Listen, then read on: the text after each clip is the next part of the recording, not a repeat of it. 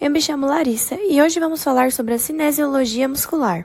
Meu grupo sou eu, Laís, Laura e Gabriela. O tecido muscular é o único tecido capaz de produzir tensão ativamente. Sendo assim, ele possui várias funções, como aceleração e desaceleração, manter o estado de repouso, choques e vibrações, estabilidade articular, temperatura corporal e entre outros. O tecido muscular também possui 4 propriedades comportamentais, as quais se dividem em extensibilidade, elasticidade, irritabilidade e a capacidade de produzir tensão. A extensibilidade é a capacidade do tecido ser alongado ou de aumentar de tamanho. Já a elasticidade seria a capacidade do tecido de retornar ao seu tamanho inicial após o estiramento. Essas capacidades de extensibilidade e elasticidade acontecem devido ao tecido conjuntivo denso, onde tem-se o epimísio, que é uma membrana onde envolve o próprio músculo, o perimísio, que envolve os feixes de fibras, e o endomísio, que envolve a fibra muscular. Parte desses tecidos formam as fáscias musculares, que possuem grande sensibilidade e elasticidade, as quais têm devida importância, pois diminuem o atrito entre os músculos, facilitando esse movimento de contração muscular, o que acaba protegendo também. Essas faces estão localizadas de forma paralela ou em série. Quando elas estiverem em paralelo, são chamadas de CEP, as quais irão conferir resistência quando o músculo for estirado passivamente. Já quando for em série, elas são chamadas de SES, que irão atuar como uma mola, onde armazenarão energia elástica quando o músculo tensionado for alongado. Deve-se tomar cuidado para não confundir a propriedade de elasticidade e de extensibilidade com a de flexibilidade, pois a elasticidade é uma característica biológica do músculo, onde tem tendões que mantêm a postura e o repouso, e também as fáscias. Já a flexibilidade seria uma característica biológica das cápsulas articulares e ligamentos. Além das propriedades de extensibilidade e de elasticidade, também se tem a propriedade de irritabilidade e de contratilidade. A de irritabilidade seria a capacidade de responder a um estímulo, desde ele sendo eletroquímico até o mecânico. Já a propriedade de contratilidade seria a capacidade do músculo de encurtar, onde ele varia entre 50% a 70%. Analisando a cinemática desse movimento, vemos uma extensão rápida e brusca do joelho, devido à ação do músculo quadríceps, bem como uma flexão do quadril, como já foi citado para gerar a força que irá chutar a bola. Já o pé de apoio está totalmente estendido. Quanto à articulação do tornozelo, o pé de apoio está em posição neutra, fase de apoio, enquanto o pé do chute está em plantiflexão. Para que se tenha um movimento de algum segmento corporal, os músculos realizam a sua contração. E nós podemos classificar essa função de cada músculo quando eles atuam nesta movimentação articular. O músculo que se contrai e ele é que é o responsável por produzir o movimento em um segmento corporal é chamado de agonista. Portanto, o músculo agonista é aquele que promove a ação, ou seja, é ele que se contrai ativamente para produzir uma contração, seja ela concêntrica, excêntrica ou isométrica. Já o músculo que está em oposição ao agonista é o antagonista, ou opositor. Ele é o músculo que produz contração excêntrica ao mesmo tempo que os agonistas realizam o movimento. O antagonista apenas se ativa caso for necessário desacelerar o movimento produzido pelo agonista. Portanto, para que isso ocorra, é necessário que os agonistas e os antagonistas estejam em lados opostos de uma articulação. Quando um músculo se contrai ao mesmo tempo que o agonista, mas ele não é o principal músculo responsável pelo movimento, ele é chamado de sinergista.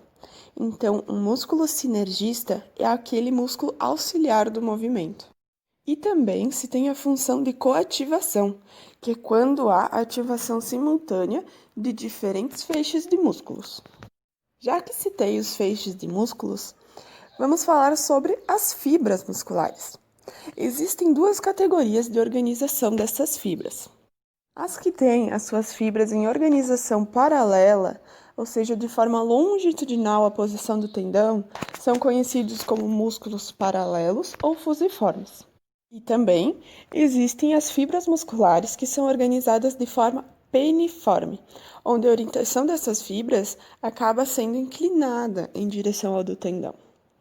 Essa diferença de organização das fibras influencia no desenvolvimento de tensão. Quanto maior o ângulo de penação, menor a proporção de força transmitida de fato sobre o tendão. Ou seja, quanto maior o ângulo de inclinação de uma força, menor a força resultante para realizar o movimento. Como os músculos peniformes contêm mais fibras por unidade de volume muscular, elas podem gerar mais força do que os músculos com fibras paralelas do mesmo tamanho. Agora vamos analisar um exemplo cinesiológico durante um gesto esportivo, que nesse caso é o futebol, esporte bem conhecido no Brasil, e serão mostrados os movimentos dos músculos durante o chute na bola. Primeiro ocorre a preparação do movimento. Há uma preparação do jogador para colocar o quadril do chute em extensão e alongamento do músculo ilho-femoral. Isso quer dizer que o músculo ilho-femoral está estimulado devido a duas coisas: devido ao reflexo miotático e devido à energia elástica do alongamento. Já o músculo glúteo máximo está inibido devido à inibição recíproca. E aí ele vai para a segunda etapa, que é a execução do movimento. O jogador precisa fazer o movimento de flexão do quadril até o momento que ele chuta a bola, que é um gesto esportivo bem potente.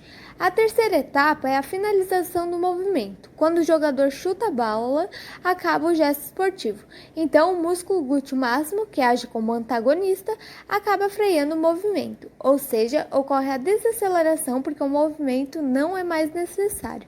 É importante mencionar que a flexão do quadril na fase final do gesto esportivo será muito maior se não tivesse ação excêntrica e antagonística do músculo glúteo máximo. Um termo importante que a Laís comentou foi sobre a ação excêntrica do glúteo máximo. Isso refere-se aos tipos de contração que o músculo pode fazer. Ela pode ser isométrica, ou seja, não há nenhuma alteração do comprimento, ou ela pode ser isotônica, ou seja, haverá uma alteração no comprimento. Essa alteração pode ser concêntrica, ou seja, vai encurtar o comprimento. Isso vai ocorrer quando o músculo é flexionado, ou excêntrica, quando o músculo é estendido e aumenta esse comprimento. Um detalhe muito importante quanto aos músculos biarticulares ou multiarticulares, como é o caso do músculo ilho-psoas, é quanto às suas insuficiências. Ou seja, se o músculo se contrair demais e ficar frouxo, ele perde a sua capacidade de produzir força, ou seja, uma insuficiência ativa, o que nós vemos nessa leve extensão que ele faz durante a preparação do movimento. Enquanto, se ele alongar demais, ele perde sua amplitude de movimento, o que configura uma insuficiência passiva. Nós vemos isso na finalização, logo após ele chutar a bola durante a flexão. Inclusive, o ilho-psoas ele possui já uma tendência de sofrer o encurtamento, normalmente por causa de seu uso constante na marcha humana. O movimento de chute configura uma alavanca interpotente, onde o eixo está no quadril devido às suas origens, pois o músculo ilíaco tem origem nos 2/3 superiores da fossa ilíaca, crista ilíaca e asa do sacro, enquanto o psoas maior surge do processo transverso das vértebras lombares, corpos e discos intervertebrais nas últimas torácicas e em todas as lombares. A força dos músculos envolvidos é os músculos da coxa e a resistência localiza-se no dorso do pé, representada pela bola.